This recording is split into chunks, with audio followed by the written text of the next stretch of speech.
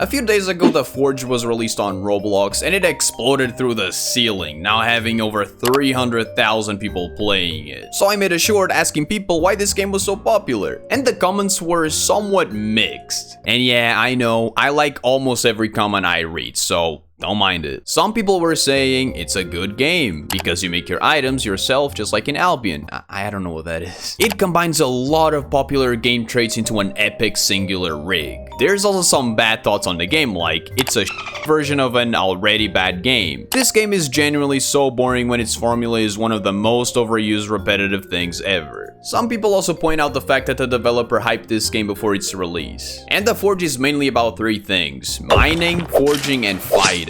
And these things are very simple. Sure, they have their own unique mechanics, but is that the reason this game is popular? Let's look at what Roblox was in 2025. If you asked me, I'd say two things: brainrot and lawsuits. For a long time, the games that were on top were Grow a Garden, Steal a Brainrot, and 99 Nights in the Forest. And I know that Grow a Garden and 99 Nights in the Forest are not brainrot games, but because of the amount of brainrot on Roblox, these games are now associated with that. And now we have The Forge, and The Forge is an RNG game. And if you didn't know, RNG stands for Random Number Generator. Think about Minecraft. In Minecraft, when you kill a cow, it has a chance of dropping leather. You can get 0 leather, 1 leather, 2 leathers, it's randomly generated. Hence, RNG. But Minecraft is not an RNG game, it has RNG elements. The Forge, however, is an RNG game. The game is mostly focused on mining and forging, and those two aspects are heavy on RNG. The materials you mine are randomly generated, and the weapons you forge are also randomly generated. And I do know that depending on the materials you use, the chances of you getting a certain weapon will be higher, but they will never be 100%. At least I don't think so. If I'm wrong, let me know in the comments. So yeah, The Forge is an RNG game, and there's nothing wrong with that, okay? There's absolutely nothing wrong with it. But we do know that RNGs do really good on Roblox. We had games like Souls RNG and Fish. And if we look on the top play now,